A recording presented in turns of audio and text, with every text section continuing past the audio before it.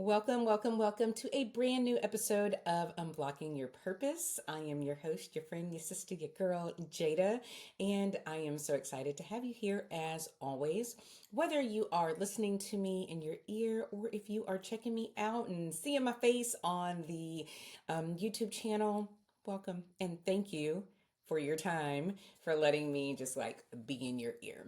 So, if you have been following along so far, we are in episode number 3 of this season, and just really wanting us to take hold of who we are, whose we are, how we have always done things, right? We're going into a new year, we're doing all the things we want to improve and change and, a new version of ourselves. And a lot of times that makes us feel overwhelmed. And so we've talked about that. Feeling overwhelmed, feeling like we have to be what everybody wants us to be, what society wants us to be. It's a new year, so we have to have all these goals. And so we've been taking time to kind of pull back a little bit to say, okay, is this really serving me? Going and asking where he wants us to be, what he wants us to do. And then last week we touched on being in alignment because a lot of times things that we want to take on, which is not a bad thing to have dreams, goals, wishes, all those things. But sometimes if we are doing them out of our own works, then we may be missing the mark. And then that leads to us being overwhelmed and being burnt out and being discouraged and all of the things. So we've been talking about that. And in the last episode, we were like, okay, maybe if we go and ask first where we should be and what we should be doing, then maybe it's alignment that we need to be focused on, right? Aligning with what he has for us, which he puts the desires in our hearts, right? And so if things are coming up, and I say this all the time, if things are coming up for you, then they need to come out. You need to take time to pray on them and to maybe flesh them out and maybe take steps toward that because it is placed there for a reason. And most likely because he's put it there. But we then have to make sure, like, okay, Lord, where are you sending me with this? What do you need me to do with this? So, the assignments that we're getting may be in alignment with what we want, but are they in line with what he wants? So sometimes the overwhelm comes because we are not in alignment. So this week, I want to touch a little bit more on discernment. Why? Because one, I think as we're growing our faith, growing in what he wants us to do, growing in who he wants us to be, it is so imperative that we take hold of really seeing things the way he sees them, seeing things so that we are making the right steps, the right choices, hearing from him, hearing from the Holy Spirit who's within us, right? To make sure that we are in alignment with his goals and his plans and our goals, really. So I wanted to kind of touch on discernment. It's something that I think a lot of women, a lot of Christians, we're like, give me more discernment, give me more wisdom. And we do. We need that. So I'm going to start earlier with the verse this week. It is coming from James chapter 1, verse 5. And it's from the NLT translation. And it says, if you need wisdom, ask our generous God, and he will give it to you. He will not rebuke you for asking. So are we asking? Are we, and it's not like, oh, are you asking the right question? No. Are you asking? Are you taking time to go to him and, hey, Lord, is this what you want me to do? Hey, Lord, this is what I want to do, but is this where you have me going? He will answer us if we ask. And so I'm not saying that we don't have our part to do and we have to, follow those ordered steps and to do all the things that he's called us to do. But I'm saying we need to make sure that we're asking for that wisdom. We're asking for that discernment. We're not only asking, but then we're also being quiet so that we can hear and see.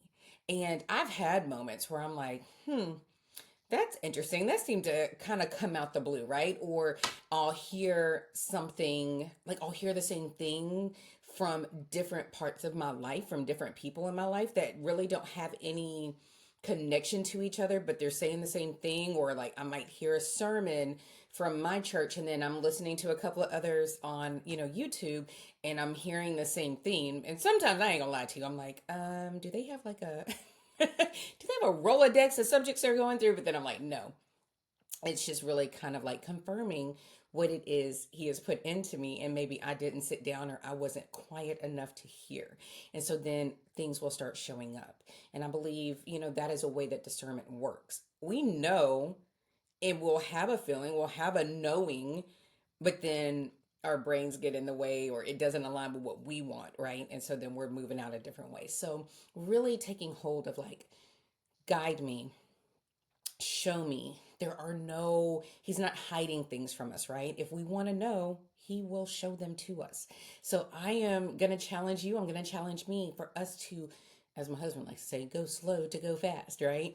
Slowing it down, taking intentional time so that we can hear, asking. And then maybe we don't even know the question to ask. So we're just like, Lord, just please show me.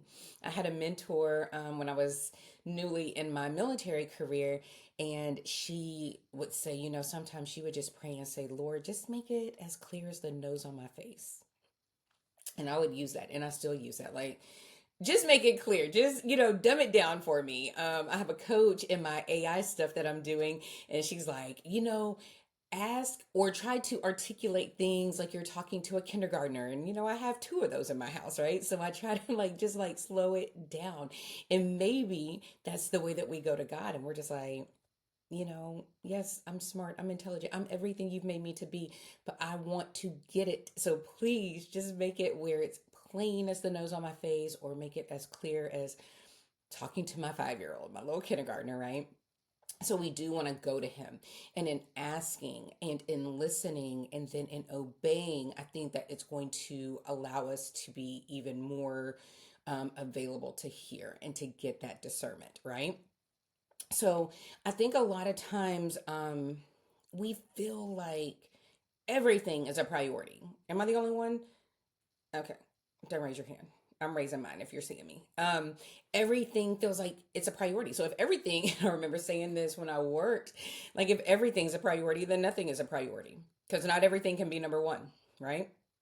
But do you have these moments where you're like, I have to do this and do this and do this and do this? And like sometimes, because it feels urgent, because we've put that pressure on ourselves, we make it feel like it's important. And I think in those times, as busy women, as wives, as mothers, as corporate climbers, as maybe you're staying at home, at entrepreneur, as we are trying to do all the things, because we are talented and we are gifted, but because we make everything seem important, then we feel like we have this urgency, and then we're just spinning. And then, are we really in alignment? Are we really doing what we're supposed to do? Are we in the position that he wants us to be in? Because we're trying to make everything work. And then we're back in our works instead of doing what he's called us to do. Let me know if you're picking up what I'm putting down, okay? Because we're making everything just so urgent when we probably need to just take a beat, take a breath, and go to him and be like, okay, Lord, here's my list. Here are all my things. I'm coming to you. Please help me to discern what you really need me to do. Help me, give me the wisdom so I can really prioritize and get after what is going to move the needle for you. How am I serving you? Because when we are looking to him and doing what he's called us to do, he's going to add on the other things. You know what I'm saying? So when everything feels urgent, it doesn't mean that it's important. So I think we have to allow ourselves space to say, okay, yeah, here are the things, but let me really take a moment so I can get after those things that really need my attention right now, or need my focus, or where he needs me to be. And then we can start working from that. And a lot of times, because we are in that mode of like, I have to do all this stuff, I gotta go, I gotta go, I gotta go, it it really blocks our discernment, right? Because we're so focused on this instead of hearing where we should be. So we have to make sure that what may seem urgent and important, is it really in alignment and where we're supposed to be? And is it blocking us from hearing from him? Is it blocking us from the Holy Ghost being able to poke at us and be like, mm-mm, hey daughter, go over here. Mm-mm-mm. Say no. It's okay. It's a sentence. It's a whole word. It's okay. You can say no. I got you, right? So we have to make sure that the noise from the urgency is not blocking out us hearing from the one that knows where we're supposed to go, the one that goes ahead of us as we go and follow in those steps. Okay. We have to remember that and this is for me. I mean, I hope it's for you too. Well, I hope it is, and I hope it's not. Stick with me. So, having to understand that being busy does not mean that I'm being called, right? So, my family can say, "Hey, I have all this stuff. Can you help me?" My job can be like, "Hey, I have all this stuff. Can you help me?" My friends may be like, "I have a problem. Can you help me?" We can have all of these things. And so then we're wrapped up and we're like, "Oh, I'm so important. No, I'm so needed," which you probably are. We are. But we're so busy doing that we then mistake that as our calling, that we're being called over here because we're so busy doing all of these tasks, right? That have taken us off course of really where we're probably called to be. So we have to make sure that we are, again, praying for that wisdom, praying for that discernment, praying for, like, hey, make it clear so I know where I am really supposed to invest my time, my talent, my treasure, my energy, my emotions, making sure that we are getting like the return on investment of all of those things. Plus, it is actually in alignment and going in the way that He wants us to go. If Hopefully that makes sense. It's interesting. I've had moments where I am like just so overwhelmed, and I'm just trying to do all the things and be everything for everybody and everything. And then when I finally put a boundary in, and not so much as like I'm not putting boundaries, and you should not be putting boundaries because you're trying to punish anybody else or stop anybody else. No, the boundary is really for you to be like, I got to protect my peace. I have to protect my space. I have to protect you know, my abilities and things that I can do. So the boundary is really for us to just protect that so that we are able to do what we are supposed to be doing, right? So in those moments when I've had those glimpses of like, okay, I'm doing what I'm supposed to do. I've said no and I'm okay with saying no, that there's a peace. And I know that's a peace only God can give me. And so when we get that, when you have those moments, and it may not be all the time, but the more that you start working in asking and going in the steps that He has, I think you will start to feel that more. So when we have His peace, then it not only confirms that we're doing what we're supposed to do, but we're back in that alignment. And now our efforts are really probably producing the results that we want to see.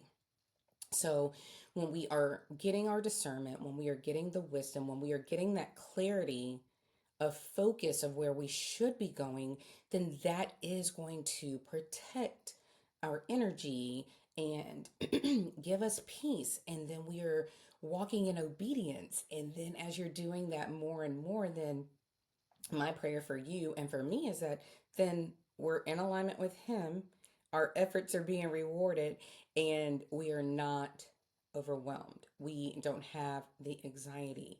We are just flowing, right? So, kind of going back to the flow and being in our feminine energy, and yes, putting in that effort and putting in that time, but because we're now knowing where we're supposed to be and going and doing those things, then we are just more at peace.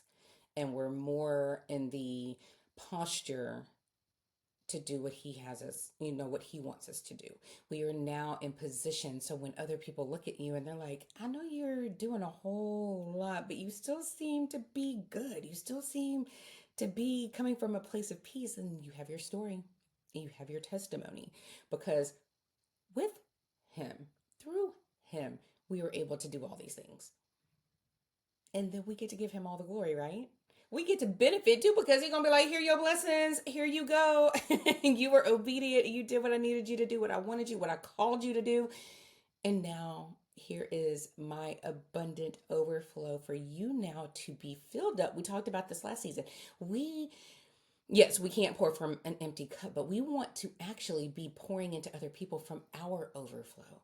So when we have discernment, when we are walking the way that we're supposed to, not only are we being filled personally, but we are now overflowing, and that is what is going to touch other people. That is what is going to help us to win people to the kingdom. That is what's going to allow other people to say, wow, I see you doing it, and I want to know how you do that. And then we get them filled, so they're overflowing. Okay. So really and truly, it's just a time for us as we're building and going into this new year, right? Let's think about it. Like, what feels urgent to you right now? What feels urgent that you're like, nope, that's a priority? That you can, not that you can't, that you need to go and ask, hey, is this mine to carry right now? Do I need to hold on to this? Is this where my energy and my focus should be? Get that answer so you know if you should move forward with that, right? Um, where may you be reacting instead of discerning? Meaning, what are the things that maybe, again, out of obligation versus obedience, are you feeling like you're having to do these things versus knowing you should be doing these things? Are you doing them because you want to do them? Are you doing them because someone has volunteered you to do it? But where are you being reactive and doing out of obligation versus knowing, yes, this is mine to take on and to take care of? And what might it look like, again, to just slow down before we're going into action? We talked about that. Are we asking, Lord, is this where you want me to be? Is this what you want me to do? Where do you want me to be? What do you want me to be doing? Remember, we're saying, like, if we're asking on the front end before we start running with this, then it will help us to feel a little less burdened. It have us feeling like we're running our race that we're supposed to actually be running. And then I would also challenge you to think about what can wait without consequences. Again, we think everything is so urgent. It has to be done right now. Everything is important. But what is one thing, even right now, over this next week, what is one thing that you may have thought was urgent, but if it didn't get done, it would be okay and you're not going to be faced with a lot of consequences. Take that and let's start slow. We have to crawl before we walk and walk before we run, but we have to start. And any little small step forward is going to lead us to where we want to be. So that is what I want to leave you with. Those questions will be in the show notes in case you're running around while I'm talking to you or whatever. But I really challenge you to take time to journal that out. And remember, I have a journal. If you need a space to write, I can definitely help you with that. Or just get a notebook and write it out. Start thinking about these things, not just in your head. Get it out of your head and on paper so that you can start working through it. That is my challenge to you. And so next week, I want to kind of continue to go down this path. We're going to talk about what it means to be spiritually willing. Like, yes, Lord, I'm ready. I'm here to serve, but emotionally exhausted. You want to do, you crave to do, but you're just like, I have so much going on that I'm just too tired. How do we align those so that we are walking again in the purpose He has for us? So I am so excited that you came and shared a little bit of time with me. Please, please, please share this. If it's touching you or you think it will help somebody, please share it and leave a review if you haven't already. I am so excited about this season. I'm excited for what I feel He wants me, for myself, not only to look at and to work through, but to share with other people. And I don't know everybody, but you know somebody who we can reach out and touch and help, because that is what we are here to do. So challenge yourself, check out the show notes, and I will be back next week. And remember, you're not behind. You are just a work in progress, and we're going to do this together and join the community. And thank you for being here. Until next week, I love you. Bye.